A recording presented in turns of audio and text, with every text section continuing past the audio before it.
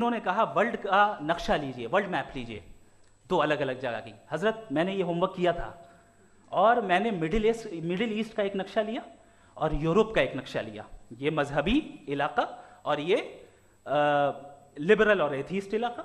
मुझे पता चला कि सबसे ज्यादा रेप केसेस जो हैं वहां पर,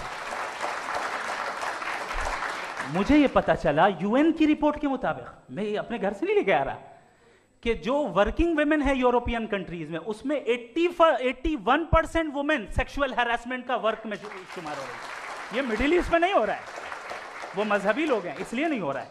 दूसरी चीज, पॉइंट नंबर 1, यानी जो आपका सबसे पहला फॉल्स असम्पशन है कि गॉड मर्सीफुल है, ओमनीपोटेंट है, दुनिया में जुल्म हो रहा है। लेकिन आपको यह समझना चाहिए कि हमारे वर्ल्ड व्यू के मुताबिक गॉड सिर्फ ओमनीपोटेंट और सिर्फ मर्सीफुल नहीं है, बल्कि वो ऑल वाइज भी है और वो ऑल नोइंग भी है। उसके हर काम के पीछे हिकमत और विजडम है। ये कोई जरूरी नहीं है कि वो हिकमत और विजडम आपको समझ में आए या मुझे समझ में आए। अगर आप जो समझ रहे हैं उसके मुताबिक आप फैसला कर रहे हैं, ये लिमिटेड पर्सपेक्टिव से आर्ग्यूमेंट है। और इस चीज को हम अपनी दुनिया में, अपने लाइफ में, डेली लाइफ में इस प्रिंसिपल को एक्सेप्ट करते हैं। हम जब किसी डॉक्टर के पास जाते हैं, डॉक्टर के पास जाकर वो अगर उसने हमें कोई दवाई दी है, तो हम ये तो नहीं कहते कि जब तक आपके पास जितना नॉलेज और जितना विजडम नहीं है, आपने क्यों ये दवाई दी है, तब तक हम इस चीज को एक्सेप्ट नहीं करेंगे।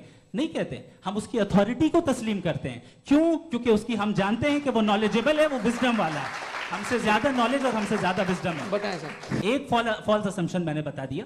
दूसरा फॉल्स असम्पशन ये है कि इस दुनिया में इविल के होने का कोई गुड रीजन नहीं है, जबकि हमारे पास बाज रीजंस मौजूद हैं, हमारे पास बाज वजूहात मौजूद हैं। अगर इस दुनिया में इविल ना हो तो आप गुड को डिफाइन कैसे करेंगे? अगर जुल्म ना हो आप इंसाफ को समझेंगे कैसे? अगर तारीकी ना हो तो आप लाइट को समझेंगे कैसे?